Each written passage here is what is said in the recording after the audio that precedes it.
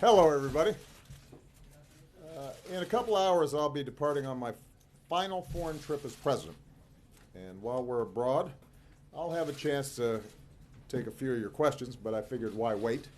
I know that there's a lot of domestic issues that people are thinking about, so I wanted to see if I could clear out some of the underbrush so that when we're overseas and people are asking about foreign policy questions, people don't feel obliged to tack on three other questions to them. Let me, I know you still will, yes. That I'm aware, but I'm trying something out here. First of all, let me mention three brief topics. First of all, as I discussed with the President-elect on Thursday, my team stands ready to accelerate in the next steps that are required to ensure a smooth transition. And we are going to be staying in touch as we travel. I remember what it was like when I came in 8 years ago. It is a big challenge. This office is bigger than any one person, and that's why ensuring a smooth transition is so important. It's not something that the Constitution explicitly requires, but it is one of those norms that are vital to a functioning democracy, similar to norms of civility and tolerance and a commitment to reason and facts and analysis. It's part of what makes this country work. And as long as I'm president, we are going to uphold those norms and cherish and uphold those ideals. As I've told my staff, we should be very proud that their work has already ensured that when we turn over the keys, the car is in pretty good shape. We are indisputably in a stronger position today than we were when I came in 8 years ago. Jobs have been growing for 73 straight months. Incomes are rising. Poverty is falling. The uninsured rate is at the lowest level on record. Carbon emissions have come down without impinging on our growth. And so my instructions to my team are that we run through the tape. We make sure that we finish what we started, that we don't let up in these last couple of months, because my goal is on January 21st, America's in the strongest position possible, and hopefully there's an opportunity for the next president to build on that. Number two, our work has also helped to stabilize the global economy, and because there is one president at a time, I'll spend this week reinforcing America's support for the approaches that we've taken to promote economic growth and global security on a range of issues. I look forward to my first visit in Greece.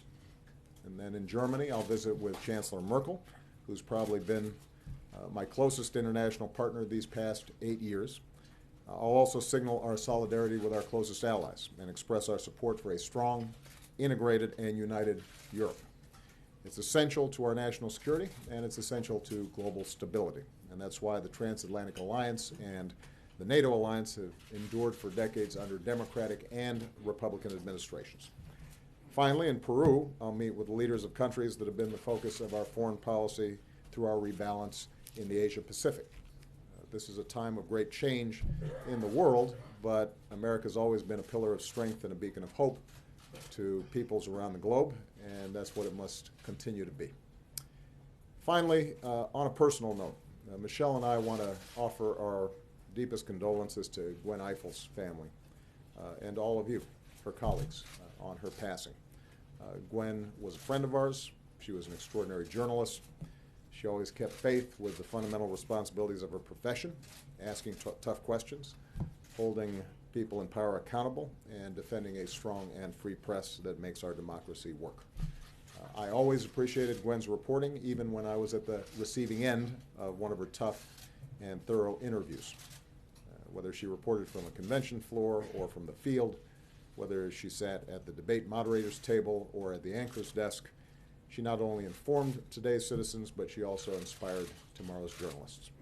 She was an especially powerful role model for young women and girls who admired her integrity, her tenacity, and her intellect, and for whom she blazed a trail as one half of the first all-female anchor team on network news. So Gwen did her country a great service. Michelle and I join her family and her colleagues and everybody else who loved her in remembering her fondly today. So with that, I'm going to take some questions, and because Josh Earnest has some pull around here. He just happened to put at the top of the list, Colleen Nelson of the Wall Street Journal. My understanding is, Colleen, that this is wrapping up your stint here, and you're going to Kansas City.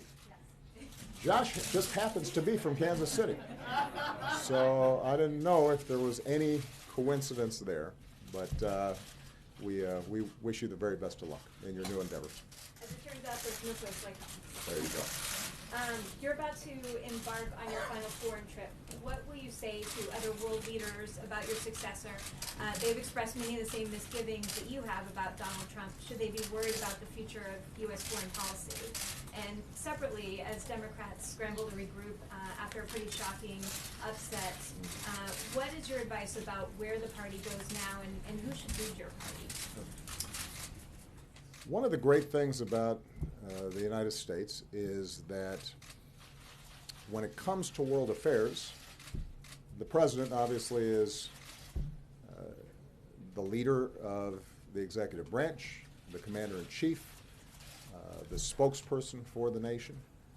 But the influence and the work that we have is the result not just of the president. It is the result of countless interactions and arrangements and relationships between our military and other militaries, and our diplomats and other diplomats, and intelligence officers, and development workers. And there is enormous continuity beneath the day-to-day news that makes us that indispensable nation when it comes to maintaining order and promoting prosperity around the world. That will continue. In my conversation with the president-elect, he expressed a great interest in maintaining our core strategic relationships. And so one of the messages I will be able to deliver is his commitment to NATO and the transatlantic alliance. I think that's one of the most important functions I can serve at this stage during this trip, is to let them know that there is no weakening of resolve when it comes to America's commitment to maintaining a strong and robust NATO relationship, and a recognition that those alliances aren't just good for Europe, they're good for the United States, and they're vital for the world. With respect to the Democratic Party, look, as I said in the Rose Garden right after the election, when your team loses, everybody gets deflated, and it's hard, and it's challenging. And so I think it's a healthy thing for the Democratic Party to go through some reflection.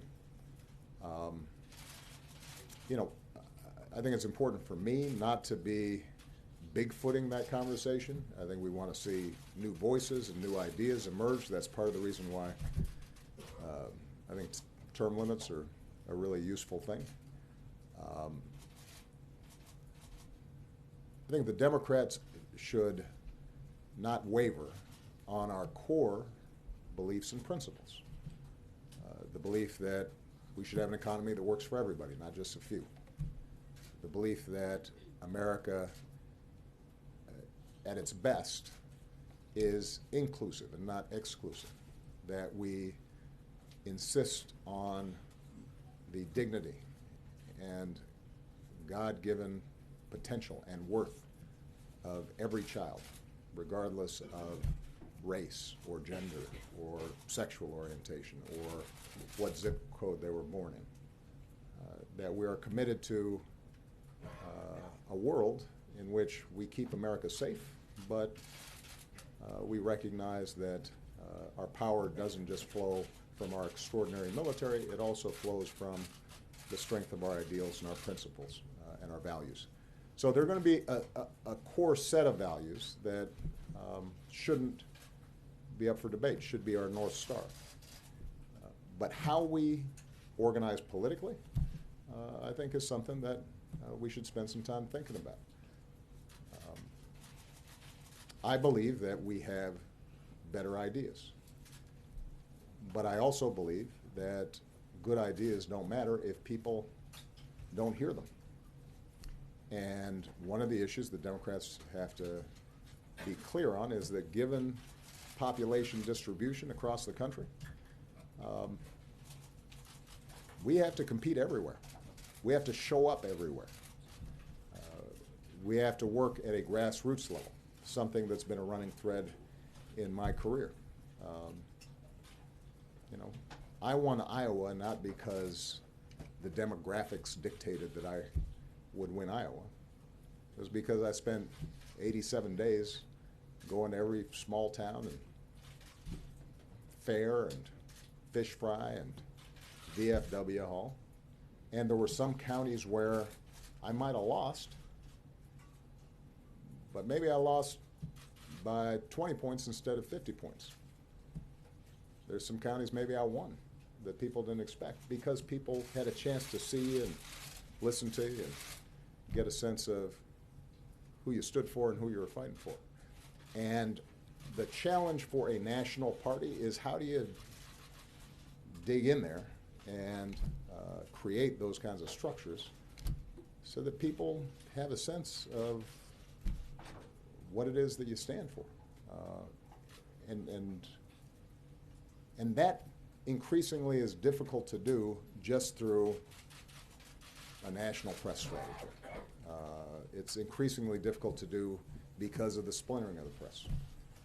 And so I think the discussions that have been taking place about how do you build more grassroots organizing, how do you build up state parties and local parties and school board elections you're paying attention to, and state rep races and city council races, that all I think will contribute to stronger outcomes in the future.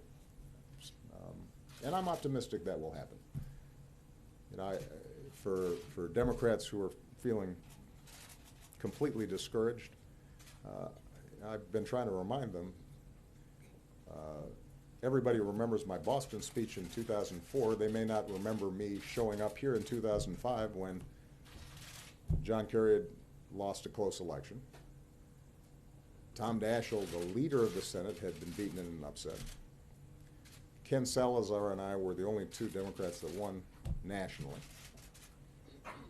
Republicans controlled the Senate and the House. And 2 years later, Democrats were winning back Congress, and 4 years later I was President of the United States. Things change pretty rapidly.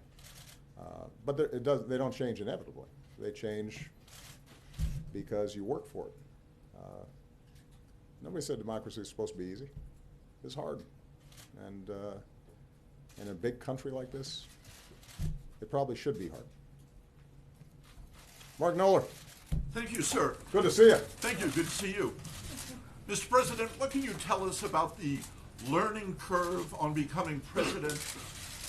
Can you tell us how long it took you before you were fully at ease in the job, if that ever happens? And did you discuss this matter with President-elect Trump? About a week ago, I started feeling pretty good, but no. I think the learning curve always continues. This is a remarkable job. It is like no other job on earth. And it is a constant flow of information and challenges and issues. That is truer now than it has ever been, partly because of the nature of information and the interconnection between regions of the world. You know, if you were president 50 years ago, the tragedy in Syria might not even penetrate what the American people were thinking about on a day-to-day basis. Today, they're seeing vivid images of a child in the aftermath of a bombing. There was a time when if you had a financial crisis in Southeast Asia somewhere, it had no impact on our markets. Today it does. So the amount of information, the amount of incoming that any administration has to deal with today and respond to much more rapidly than ever before, that makes it different. I was watching a documentary that during the Bay of Pigs crisis, JFK had about 2 weeks before anybody reported on it. Imagine that. I think it's fair to say that if something like that happens under a current president, they got to figure out in about an hour what their response is. So these are the kinds of points that I shared with the president-elect. It was a free-flowing and I think useful conversation. I hope it was. I tried to be as honest as I could about the things I think any president coming in needs to think about. And probably the most important point that I made was that how you staff, particularly your chief of staff, your national security advisor, your White House counsel, how you set up a process and a system to surface information, generate options for a president, understanding that ultimately the president's going to be the final decision maker, that's something that has to be attended to right away. I have been blessed by having, and I admittedly am biased, some of the smartest, hardest working, good people in my administration that I think any president's ever had.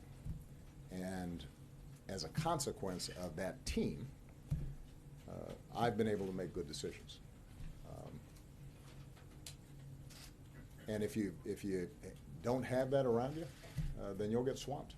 So I hope that he appreciated that advice. What I also discussed was the fact that I had been encouraged by his statements on election night about the need for unity and his interest in being the president for all people, and that how he staffs, the first steps he takes, the first impressions he makes, the reset that can happen after an election, all those things are important and should be thought about. And I think it's important to give him the room and the space to do that. It takes time to put that together. But I emphasized to him that, look, in an election like this that was so hotly contested and so divided, gestures matter. And how he reaches out to groups that he signals his interest in their issues or concerns. I think those are the kinds of things that can set a tone that will help move things forward once he's actually taken office. And how long did it take before you were at ease in the job? Well, I didn't really have time to worry about being at ease because you'll recall we were losing about 800,000 jobs a month. So the good news is that in some ways my experience is atypical. It's hard to find an analogous situation. By the time FDR came into office, the Depression had been going on for a couple of years. We were in the midst of a free fall. Financial system was locking up. The auto industry was about to go belly up. The housing market had entirely collapsed. So one of the advantages that I had was that I was too busy to worry about how acclimated I was feeling in the job. We just had to make a bunch of decisions. In this situation, we're turning over a country that has challenges, has problems, and obviously there are people out there who are feeling deeply disaffected. Otherwise, we wouldn't have had the results that we had in the election.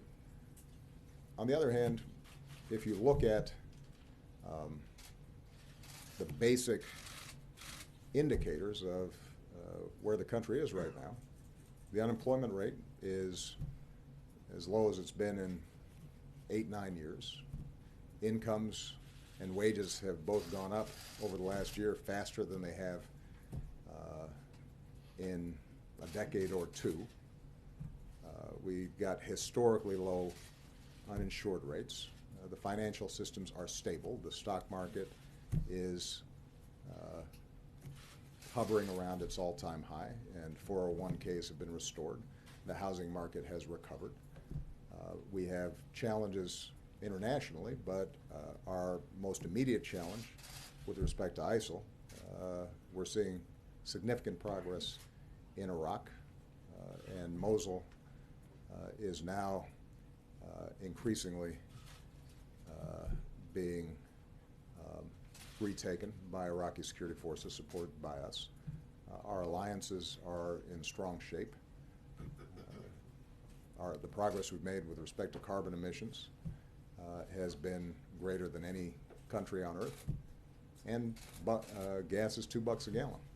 So he will have time and space, I think, to make judicious decisions. The incoming administration doesn't have to put out a huge number of fires. They may want to take the country in a significantly different direction, but they've got time to consider what exactly they want to achieve, and that's a testament to the tremendous work that my team's done over the last 8 years. I'm very proud of them for it. Athena Jones. Thank you, Mr. President. You said more than once that you did not believe that Donald Trump would ever be elected president and that you thought he was unfit for the office. Now that you've spent time with him, sitting down and talking to him for an hour and a half in the Oval Office, do you now think that President-elect Trump is qualified to be president? And if I can do a compound question, the other one is you mentioned staffing and tone. What do you say to those Americans who may not doubt that there will be a peaceful transition, but that are concerned about some of the policies and sentiments either expressed by President-elect Trump himself or his supporters that may seem hostile to minorities and others? Specifically, I'm talking about the announcement that Steve Bannon, who is a proponent of the so-called alt-right movement, what many call the white nationalist movement, is going to have a prominent role in the White House under President Trump as his chief strategist and senior advisor. What message does that send to the country and to the world? Okay. Athena, without copping out, I think it's fair to say that it would not be appropriate for me to comment on every appointment that the President-elect starts making if I want to be consistent with the notion that we're going to try to facilitate a smooth transition. Look, the people have spoken.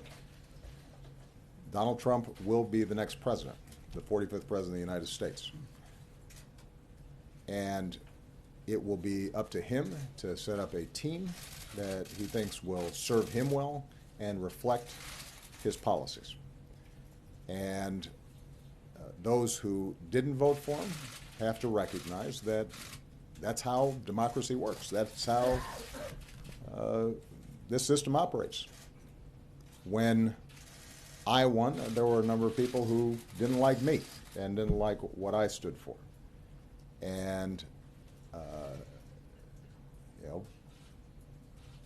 I think that whenever you've got an incoming president of the other side, particularly in a bitter election like this, it takes a while for people to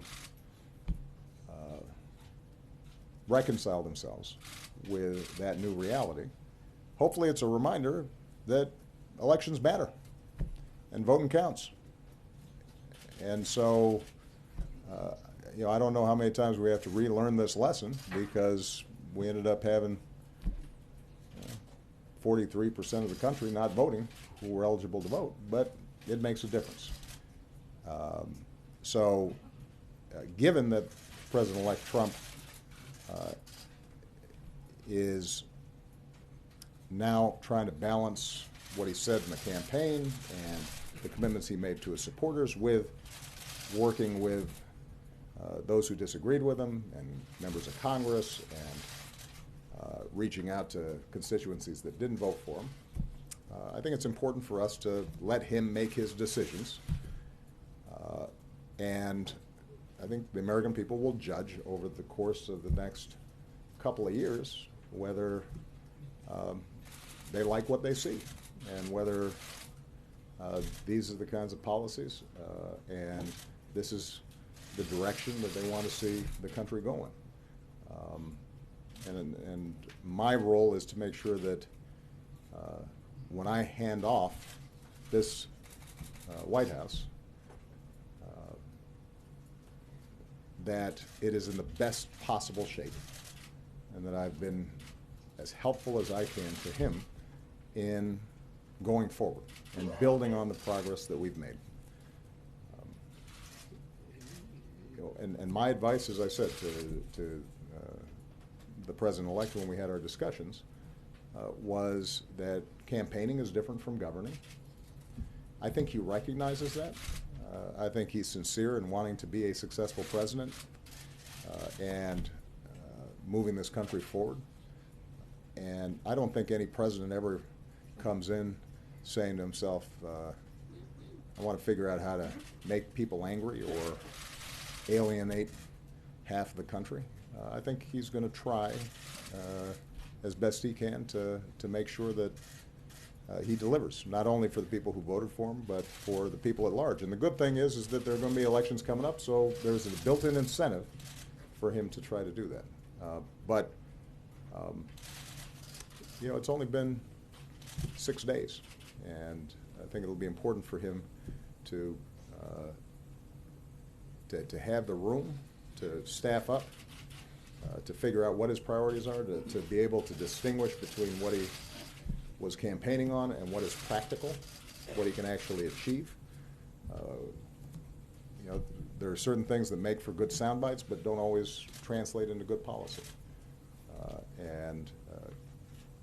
You know, that's something that he and his team, I think, will wrestle with in the same way that every president wrestles with. I did say to him, as I've said publicly, that because of the nature of the campaigns and the bitterness and ferocity of the campaigns, that it's really important to try to send some signals of unity and to reach out to minority groups or women or others that were concerned about the tenor of the campaign. And I think, you know, that's something that he will want to do. But this is all happening real fast. He's got commitments to supporters that helped to get him here, and he's going to have to balance those.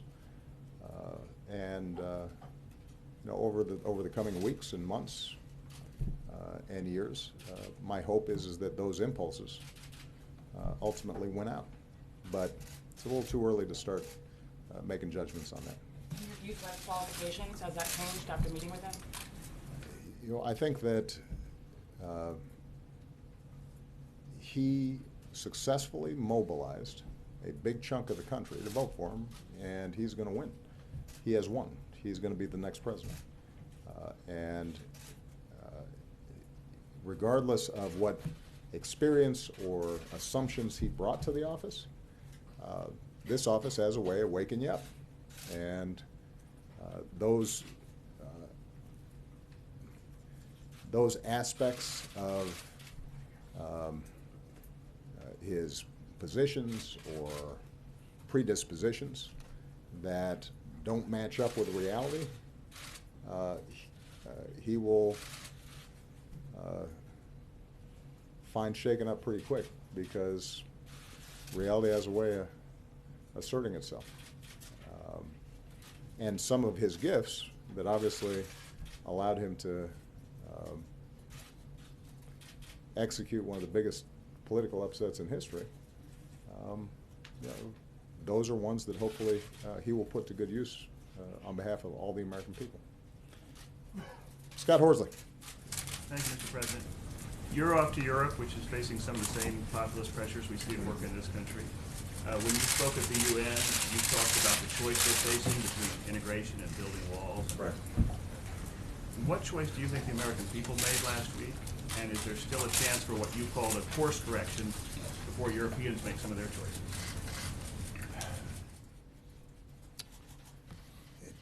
I think the American people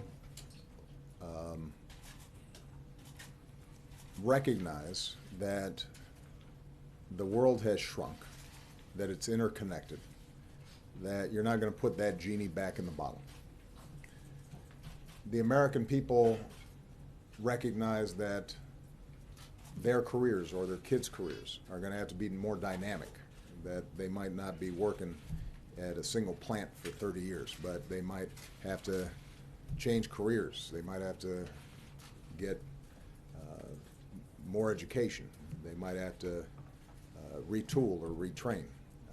And I think the American people are game for that. They want to make sure that the rules of the game are fair. And what that means is that if you look at surveys around Americans' attitudes on trade, the majority of the American people still support trade. But they're concerned about whether or not trade is fair and whether we've got the same access to other countries' markets as they have with us. Is there just a race to the bottom when it comes to wages and so forth? Now, I made an argument, thus far unsuccessfully, that the trade deal we had organized, TPP, did exactly that, that it strengthened workers' rights and environmental rights, leveled the playing field, and as a consequence would be good for American workers and American businesses.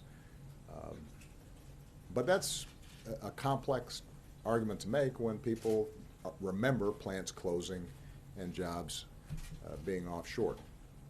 So part of what I think this election reflected was people wanting that course correction that you described, and the message around stopping surges of immigration,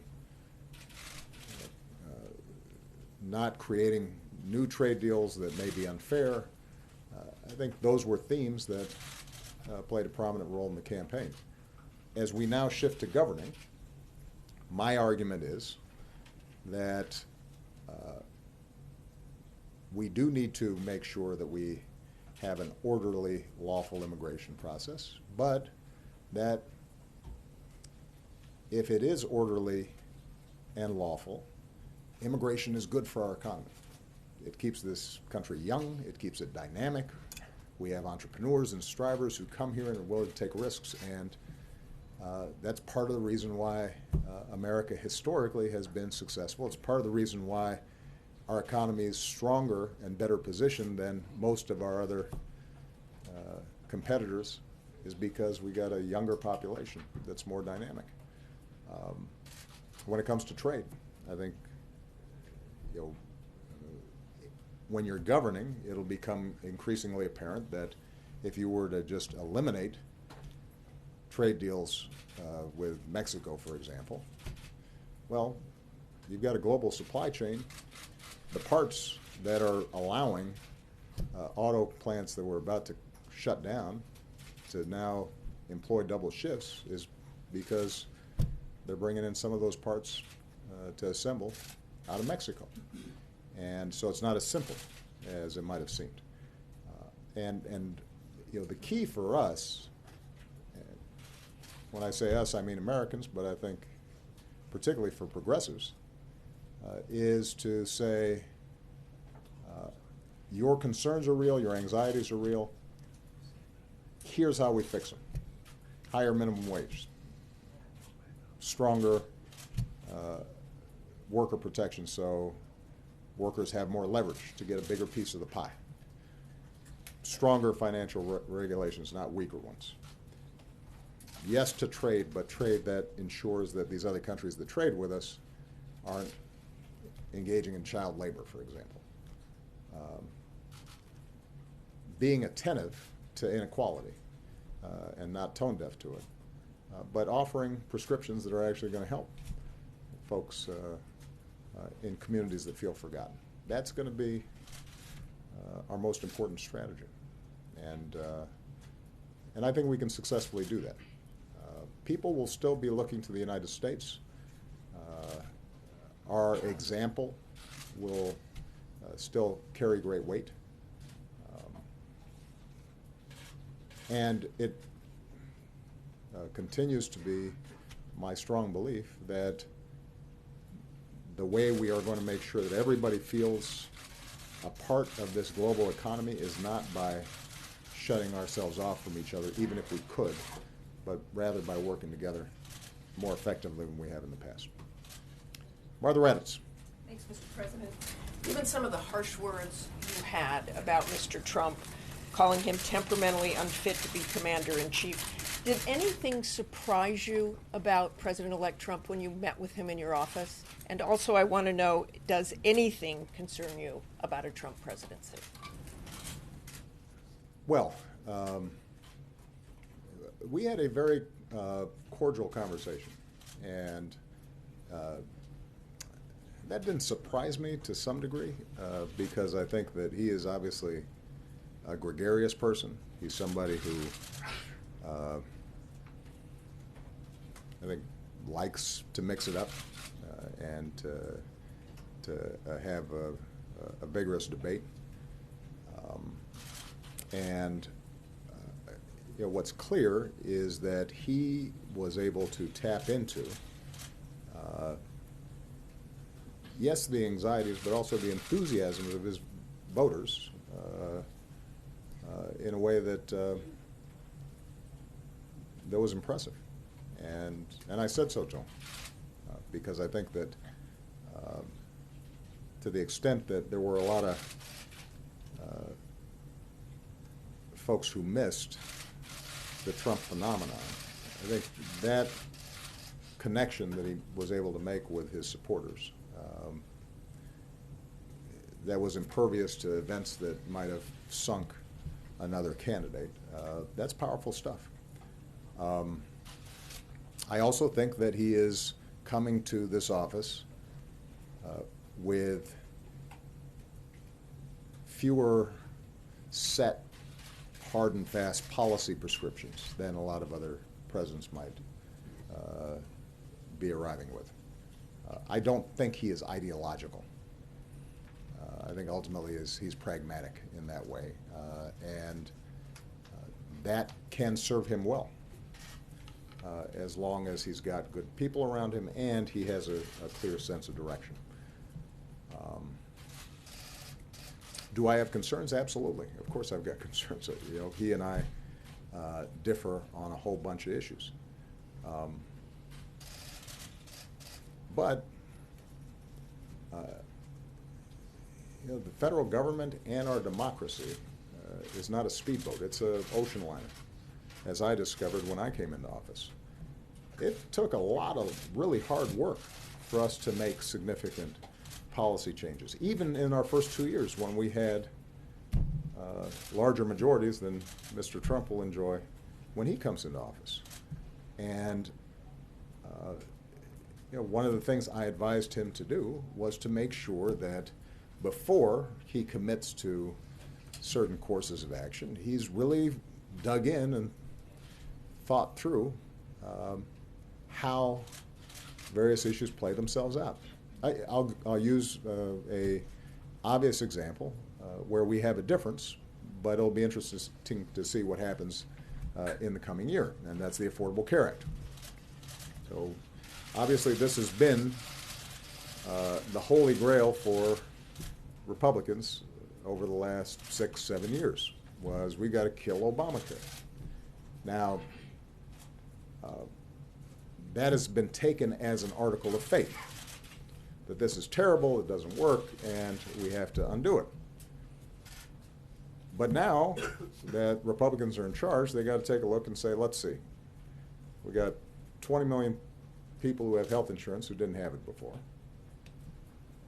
Health care costs generally have gone up at a significantly slower rate since Obamacare was passed than they did before, which has saved the federal treasury hundreds of billions of dollars.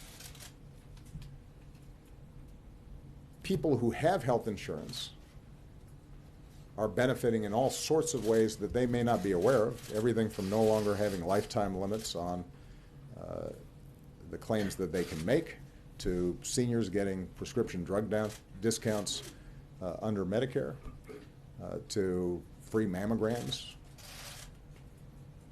Now, it's one thing to characterize this thing as not working when it's just an abstraction. Now, suddenly, you're in charge and you're going to repeal it. Okay, well, what happens to those 20 million people who have health insurance? Are you going to just kick them off and suddenly they don't have health insurance? And in what ways are their lives better because of that? Are you going to repeal the provision that ensures that if you do have health insurance on your job and you lose your job or you change jobs or you start a small business, that you're not discriminated against because you got a pre-existing condition? That's really popular. How are you going to replace it? Are you going to change the policy that kids can stay on their parents' health insurance plan until they're 26? How are you going to approach all these issues? Now, my view is that if they can come up with something better that actually works, and a year or two after they've replaced the Affordable Care Act with their own plan, that 25 million people have health insurance and it's cheaper and better and running smoothly, I'll be the first ones to say, that's great. Congratulations. If, on the other hand, whatever they're proposing results in millions of people losing coverage and results in people who already have health insurance losing protections that were contained in the legislation, then we're going to have a problem. And I think that's not going to be unique to me. I think the American people will respond that way. So I think on a lot of issues, what you're going to see is now comes the hard part. Now is governance. We are going to be able to present to the incoming administration a country that is stronger, a federal government that is working better and more efficiently, a national security apparatus that is both more effective and truer to our values, energy policies that are resulting in not just less pollution, but also more jobs. And I think the president-elect rightly would expect that he's judged on whether we improve from that baseline and on those metrics, or things get worse. And if things get worse, then the American people will figure that out pretty quick. And if things get better, then more power to them. And I'll be the first to congratulate him. Mr. President, you had talked specifically about his temperament. Do you still have any concern about his temperament? As I said, because Athena asked the question, whatever you bring to this office has a habit of magnifying and pointing out, and hopefully then you correct for it. This may seem like a silly example, but I know myself well enough to know I can't keep track of paper. I am not well organized in that way. And so pretty quickly, after I'm getting stacks of briefing books coming in every night, I say to myself, I've got to figure out a system, because I have bad filing, sorting, and organizing habits. And I've got to find some people who can help me keep track of this stuff. Now, that seems trivial, but actually it ends up being a pretty big piece of business. I think what will happen with the president-elect is there are going to be certain elements of his temperament that will not serve him well unless he recognizes them and corrects them. Because when you're a candidate and you say something that is inaccurate or controversial, it has less impact than it does when you're President of the United States. Everybody around the world's paying attention. Markets move. National security issues require a level of precision in order to make sure that you don't make mistakes. And I think he recognizes that this is different, and so do the American people. All right, I'm going to take just a couple more questions and I get out of here. Nadia, Bobasi. Thank you, Mr. President. President-elect Trump threatened to unravel the Iran nuclear deal, which your administration worked very hard to achieve. What would your concern if he alters part of it, and what will your advice be, considering that he said he's open to your advice? And on Syria, sir, the Syrian regime now is threatening Aleppo with massive onslaught. You talked passionately a few years back about Benghazi, and you warned against the killing of civilians there. Many people criticize your administration for the shortcoming in the Syria policy. Are you willing to let Aleppo fall under your watch? And how do you react to President-elect Trump's statement that you won't support the Syrian opposition anymore? Thank you. Iran is a good example of the gap, I think, between some of the rhetoric in this town, not unique to the president-elect, and the reality. I think there was a really robust debate about the merits of the Iran deal before it was completed. And I actually was pretty proud of how our democracy processed that. It was a serious debate. I think people of goodwill were on both sides of the issue. Ultimately, we were able to persuade members of Congress and the public, at least enough of them, to support it.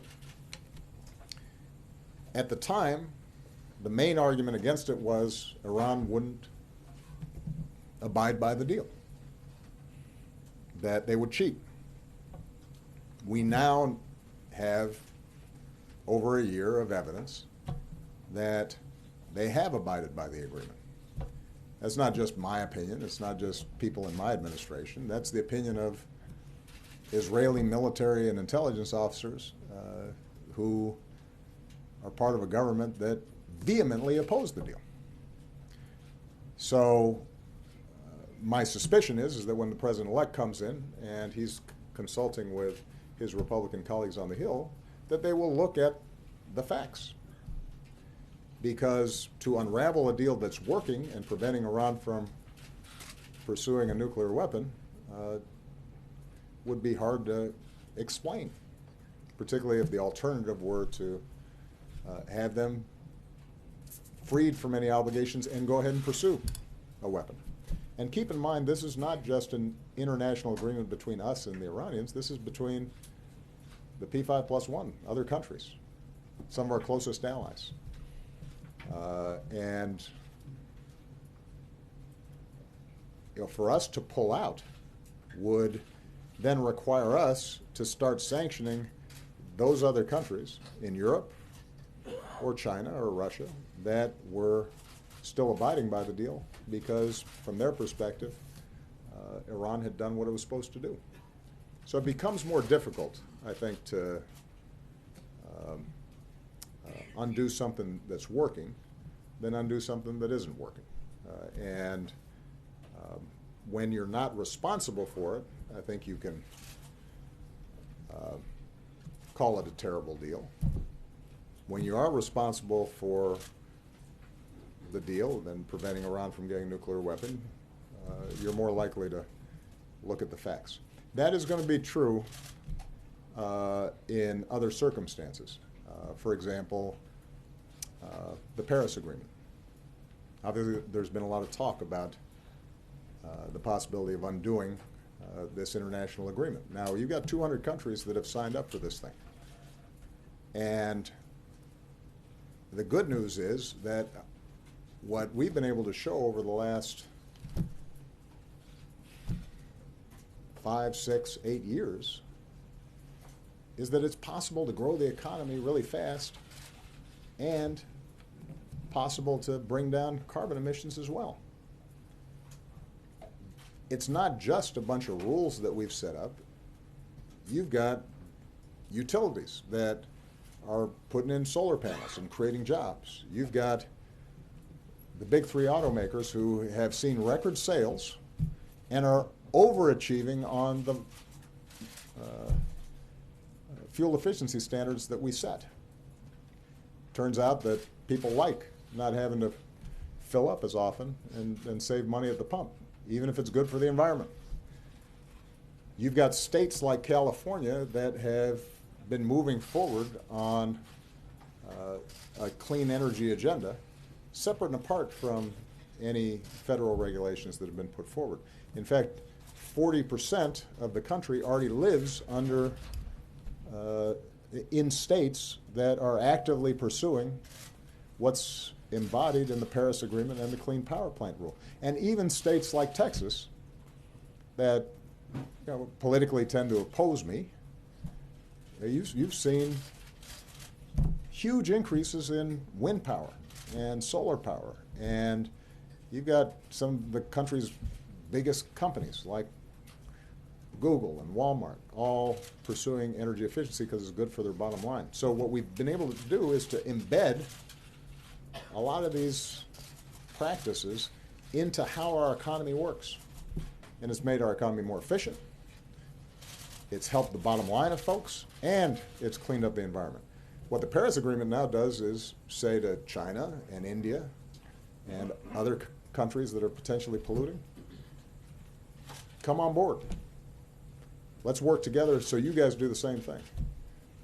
And the biggest threat when it comes to climate change and pollution isn't going to come from us because we only have 300 million people. It's going to come from China with over 1 billion people and India with over 1 billion people. And if they are pursuing the same kinds of strategies that we did before we became more aware of the environment, then our kids will be choked off. And so again, do I think that this new administration will make some changes? Absolutely. But these international agreements, the tradition has been that you carry them forward across administrations, particularly if, once you actually examine them, it turns out that they're doing good for us and binding other countries into behavior that will help us. All right, last question. Justin Sink. Sir, I'm sorry. I'm sorry. Oh, I'm sorry. Okay, you're right. All right. You are right about that. With respect to Syria, in Benghazi, we had an international mandate. We had a UN security resolution. We had a broad-based coalition, and we were able to carry out a support mission that achieved the initial goal of preventing Benghazi from being slaughtered fairly quickly. It's no secret, you know this region well, that Syria is a much more messy situation with proxies coming from every direction. And so I wish that I could bring this to a halt immediately.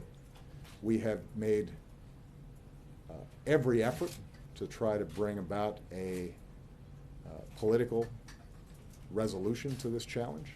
John Kerry has spent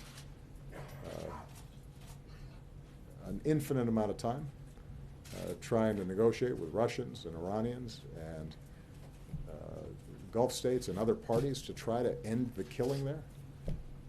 But if what you're asking is, do we have the capacity to carry out the same kinds of military actions in Syria that we did in Libya, the situation is obviously different. We don't have that option easily available to us. And so we're going to have to continue to try to pursue, as best we can, a political solution, and in the interim, put as much pressure as we can to the parties to arrive at humanitarian safe spaces and ceasefires that at least alleviate the suffering that's on the ground. I recognize that that has not worked, and it is something that I continue to think about every day, and we continue to try to find some formula that would allow us to see that suffering end. But I think it's not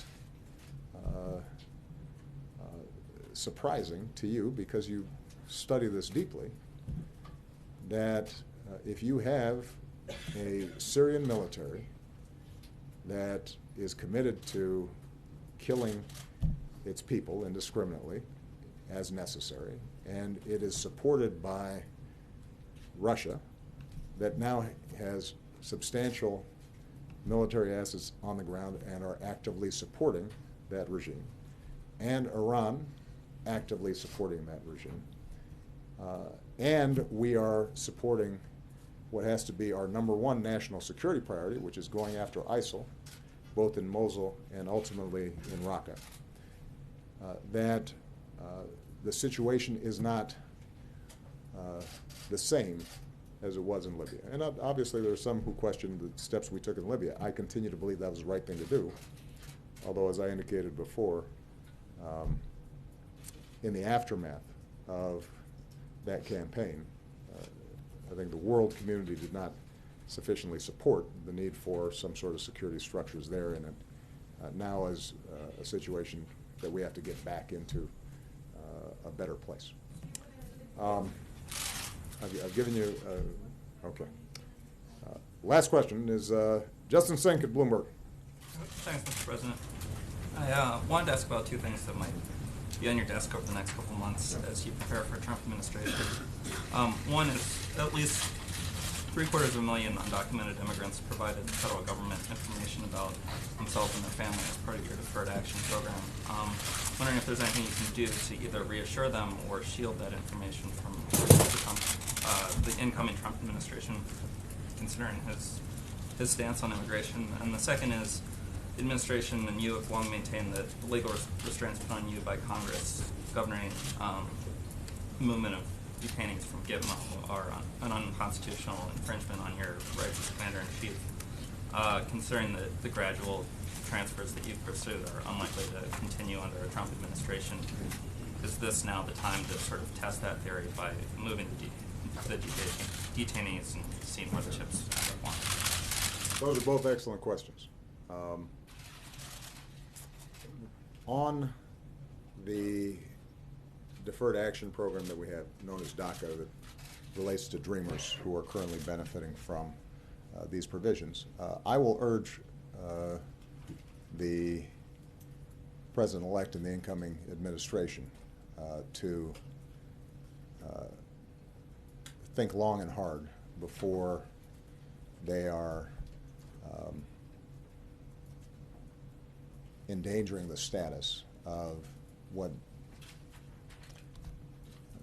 for all practical purposes, are American kids. I mean, these are kids who were brought here by their parents. They did nothing wrong. They've gone to school. They have pledged allegiance to the flag. Some of them have joined the military. They've enrolled in school. By definition, if they're part of this program, they are solid, wonderful young people of good character. And it is my strong belief that the majority of the American people would not want to see suddenly those kids have to start hiding again. And that's something that I will encourage the President-elect to look at. With respect to Guantanamo, it is true that I have not been able to close the darn thing because of the congressional restrictions that have been placed on us. What is also true is we have greatly reduced the population. You now have significantly less than 100 people there. There are some additional transfers that may be taking place over the next 2 months. There is a group of very dangerous people that we have strong evidence of having been guilty of committing terrorist acts against the United States, but because of the nature of the evidence, in some cases, that evidence being compromised, it's very difficult to put them before a typical Article III court. And that group has always been the biggest challenge for us. My strong belief and preference is that we would be much better off closing Gitmo, moving them to a different facility that was clearly governed by U.S. jurisdiction. We'd do it a lot cheaper and just as safely. Congress disagrees with me, and I gather that the President-elect does as well. We will continue to explore options for doing that, but keep in mind that it's not just a matter of what I'm willing to do. You know, one of the things you discover about being president is that there are all these rules and norms and laws, and you got to pay attention to them. And the people who work for you are also subject to those rules and norms. And that's a piece of advice that I gave to the incoming president. I am very proud of the fact that we will, knock on wood, leave this administration without significant scandal. We've made mistakes, there have been screw-ups, but I will put the ethics of this administration and our track record in terms of just abiding by the rules and norms and keeping trust with the American people, I will put this administration against any administration in history. And the reason is because, frankly, we listened to the lawyers. You know, we had a strong White House counsel's office. We had a strong ethics office. We had people in every agency whose job it was to remind people this is how you're supposed to do things. It doesn't mean everybody always did everything exactly the way it's supposed to, because we got 2 million people working in the federal government, you know, if you're including the military. And so we had to just try to institutionalize this as much as we could, and that takes a lot of work. And one of my suggestions to the incoming president is that he take that part of the job seriously as well. Again, you wouldn't know this if you were listening to some news outlets or some members of oversight committees in Congress. But if you actually look at the facts, it works.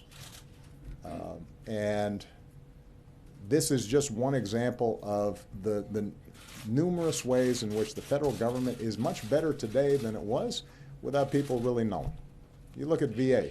People remember the legitimate problems that were publicized in Phoenix. It was scandalous what happened.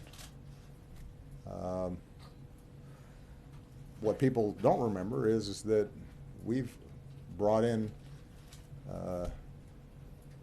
well over 1 million people who are getting benefits that weren't getting it before, driven the backlog for disability benefits way down, cut homelessness in half, just made the agency work better, not work perfect, but work better. And one of the mottos I always have with my staff was, better is good. Perfect is unattainable, better is possible. And so we will try to share the lessons that we've learned over these last 8 years with the incoming president, and my hope is he makes things better. And if he does, we'll all benefit from it. All right? Thank you, everybody. You guys, some of you who are traveling, you'll get a chance to ask more questions. All right? Thank you. What you said sounds like a winning argument. What happened?